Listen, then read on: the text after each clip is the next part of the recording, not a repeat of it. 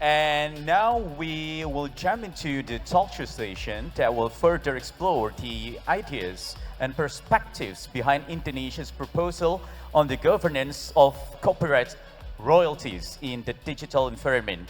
This session will provide an opportunity to hear directly from our distinguished speaker on the policy, legal, and diplomatic dimension of this initiative, as well as importance of international cooperation in addressing shared challenges in the digital era.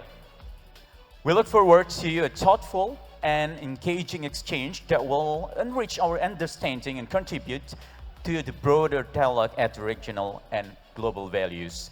Without further ado, the talk show will be led by my colleague Ajeng Kamarati. Terima kasih Wahyu, thank you very much. Your Excellencies, distinguished guests, ladies and gentlemen, through this talk show we will explore more about how Indonesia aligns its national legal strategy with its active role in multilateral forums in advancing a digital copyright ecosystem that is fair, transparent, and sustainable. We are honored this evening to be joined by a distinguished speaker who will share his perspective on this important issue. May I invite our speaker to the stage, the Honorable Mr. Andry Indrady, Head of the Agency for Legal Policy Strategy, Ministry of Law of the Republic of Indonesia.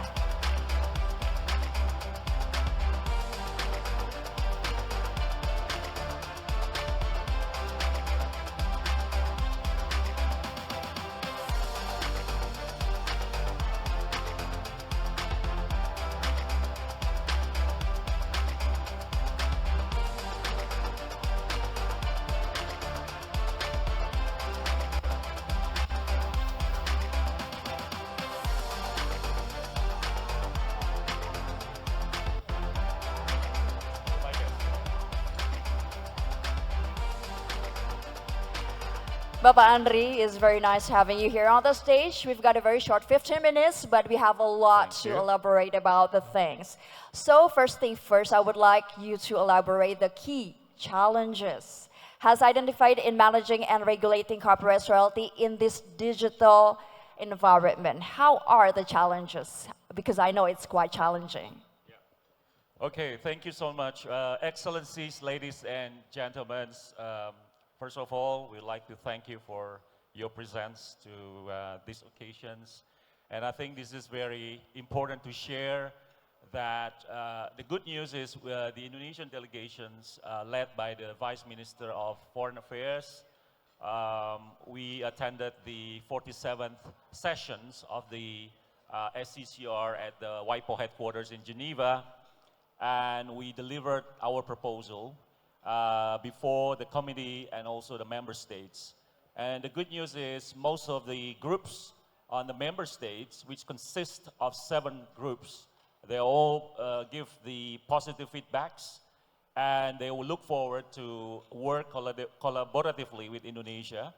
And Indonesia also will engage further on our next SCCR at the 48 sessions in Geneva, to talk more about how we make the detail, the draft of the treaty, and also to discuss what are the similarities, what are the differences among the member states in order to build these international regimes. So, Excellencies, distinguished ambassadors, let me begin to give you a simple observations. Now, if we talk about the royalties, we need to know how this comes into an issue concerned by Indonesia and most of the countries around the globe. Well, today the streaming digital technologies being a dominant mode of access for phonograms and audiovisual contents, as we know, right? And based on the reports made by the international phonograms industry, that the global streaming revenues surpassed 20 billion US dollars for the first time in history. Can you imagine that? That is a very big number. And the UNTAC's Creative Economy Outlook shows that the streaming grows by 10.4% in 2023, and now accounting to roughly 67.3% of the global market. And for the first time, digital became the largest source of royalty collections. So among other modes of distribution and collection of royalties, digital platforms now become the main source of the royalty for creators. Now, Excellencies, ladies and gentlemen, despite this remarkable growth, as I explained to you earlier, creators still face the widening gap between the value generated in the digital markets and the remuneration policy ultimately they receive. So this is kind of like a paradox. We have the big market created by the digital environment at one hand, and the other hand, we have also claimed an unfair remuneration system. Now, let me now one by one observe what are the main concerns of Indonesia at this stage. First, we observe gaps in transparency, inclusiveness, and accountability, particularly in cross-border royalty distribution and collection. Okay? In the United Kingdom, for example, one of the big musicians from the Beatles, they have the issue of royalty share with one of the big companies for the industry, for the recording company, which make the parliamentary hearings conduct a special report to investigate the issue. While also same reports from Latin America and other part of the world, such as Africa, also reported the delayed payments, opaque distribution practices, and limited creative participations in key decisions. Number two, we note the fragmented metadata and the lack of global interoperability continue to hinder accurate cross-border royalty allocations. So, among other main issues, what happened in digital platforms, collection and distribution of royalty is the issue of metadata. If we have a more robust metadata system, that will create a more transparent, a more fair, and a more just collection and distribution of royalty. So what we argue is we must build a robust metadata systems in terms of royalty. And third, we learned that the continued dominance of the pro rata models limits the exploration of more equitable distribution models. So, Excellencies, in the world of royalties, there are some methods for calculation of remuneration for royalties. Most of the digital platforms, they use the pro rata models. That means if you become more popular, the more streams that you have, that means generally you will get more royalties from the songs or for the creation that they make. On the other hand, for the indies musics, traditional musicians, which most of them comes from the developing countries or emerging markets, they get small remuneration simply because the model of payment itself. So what we'd like to do is to propose the new model of payment. Instead of having the pro rata model, there's another model which is called the artist-centric model, which doesn't care about how many streams or what popular the streams, the musics are. We're gonna look at how many people who listen their musics, despite that they are still small and despite they're not being popular yet. So that is the third issue that we raise in this forum. And fourth, Excellencies, we would like to seek the support because it happens globally that some creators, they get lower payment, they got lower valuations to compare with other part of the globes in terms of their royalty within the digital platforms.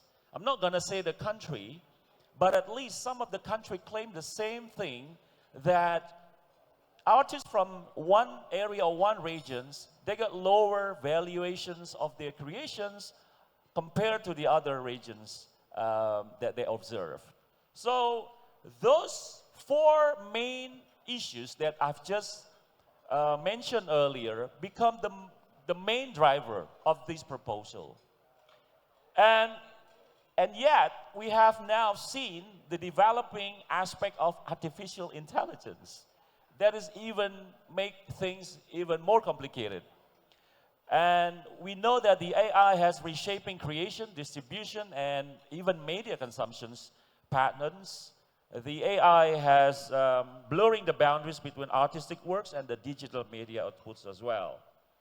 And so now let me briefly outline what are the main three ideas that we propose for the Indonesian proposal, Excellencies. First, Indonesia proposes the establishment of a global governance framework under the auspices of WIPO, or the World Intellectual Property Organizations. Why WIPO? This framework will not interfere with national sovereignty over tariff setting or cultural policy. Instead, its function would be to support documentations of phonograms and audiovisual works, facilitate licensing and cross-border royalty flows, and enhance transparency and oversight in royalty distributions.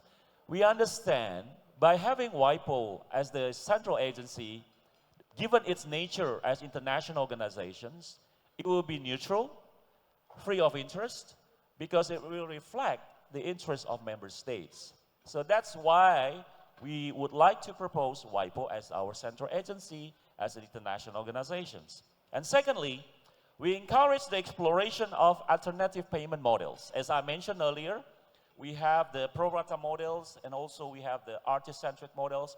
Maybe the debate will be on and on about this model, but the idea is how are we going to find the new method of the calculation of remunerations, which is fair for everybody across the globe, no matter what nationalities and what regions they come from. And lastly, we propose the development of accountability mechanisms and minimal global safeguards to enhance fair, timely, and proportional remuneration for creators. And this will lead to the enhancement of the collective management organization, or CMO. What we call in Indonesia is LMK, and also the LMKN. Why LMK has to be enhanced? Why the CMO has to be enhanced? Because they are the machine who will distribute and collect the royalty. They have to be professional. By having their professionals, that means the allocations or the distribution as also the collection of royalty become more fair and transparent. Now, Excellencies, ladies and gentlemen, what we heard from most of the member states, we have some good news. Now, we see that broad support come from the APG and African group delegation. Thank you so much for the APG and also the African group delegations who gave strong support and also positive response from our proposals, as well as the positive receptions from the GRULAC countries and also the Central Asia and European countries. And also we gained recognitions on the importance of enhancing metadata.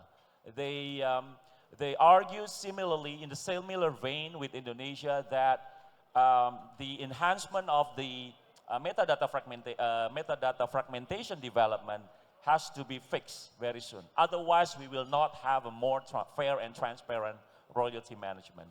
And lastly, government acknowledged that the WIPO Connect and existing voluntary tools are no longer sufficient to manage AI-driven.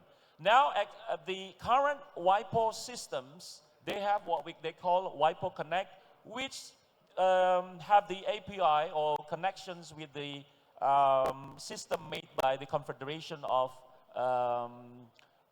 International Collective Management Organizations. But the member states argue that having those existing systems is not sufficient enough. We need bigger, we need more massive, and we need more structured ecosystems which will support the proposals that eventually will create a more fair and transparent royalty. Now, next, we see the reflection from member states on how the proposal contributes. Most of the member states, they agree that there are four main ideas from the SCCR that we gained. First is ensuring the balance and respect for the national context. So again, we do not try to interfere state sovereignty. In fact, what we want to do is to voice the same concern, to elevate this concern to international fora, which eventually we gain support and we can have more discussion and thorough discussions among different stakeholders, including the industry. And we do not want to alienate industry, in fact. What we want is to have more conversations and detailed and thorough discussion with them. And also clarifying the WIPO roles in the digital environment. As I mentioned earlier, I think WIPO is suitable to become the central agency in this matter because, again, the nature of WIPO is an international organization. They have the mandate from the member states. So that's why WIPO roles is important. And also building on the complementing existing initiative. At the moment, Excellencies, before Indonesian proposals, the GRULA countries, African groups, they already propose a similar proposal with us. So that's why we see they give support because basically they have similar voice with us. Now, people will say, so what's Indonesian difference proposals from them? So what we are having the difference between us and the GRULAC and also the African groups, they are the mainstreaming on the issue of metadata fragmentation, as I mentioned earlier, because to enable to become more transparent, we have a strong system, and also having WIPO as a central agency. So that's the difference between our proposal and then our friends' proposal. And also, ladies and gentlemen, preserving market and contractual autonomy. We know that most of the country being fear that the Indonesian proposal will disrupt the essence of free contract, FOC, which most of the developed countries already established on that sense. Again, ladies and gentlemen, freedom of contract is not absolute. They have also limitations when it comes to the public interest, when it comes to the unfairness. So what I mean here is that if our country and other member states have the same similar voice to make a more transparent and fair ecosystem in royalty, that means we will support the existing structure on the business on royalty instead of disrupting on it. So that is the purpose of Indonesia. Rather than people will think that Indonesia will disrupt the freedom of contract, in fact, we will enforce a more fair business and a more fair contractual systems among creators, industries, CMOs, and all the parties involved in the ecosystems. So I guess that is all that we want to mention in the Indonesian proposal, Excellencies, distinguished guests. And lastly, we would like to reiterate, music is global and royalties should be too. With that, I thank you so much. Okay, thank you very much. So this brings us to a conclusion of our talk show session this evening. From the discussion we have shared, Bapak, it is evident that Indonesia's initiative to propose a legally binding instrument on the governance of the copyrights royalties in the digital environment reflects not only a policy direction, but also a strong commitment to promoting fairness, transparency, and international cooperation in this digital era. We extend our highest appreciation to you, Bapak, to our distinguished speaker, Honorable Mr. Andry Indrady, for his valuable insights and thoughtful contributions. Please give a round of applause for pleasure. Bapak Andry. Thank you. Thank you very so much. Thank you so much. You may return back to your seat, Bapak, and enjoy the night. Right, thank you once again, Ajeng, and also Pak Andry. Thank you very much. Another round of applause. Distinguished guest, thank you very much. Right, before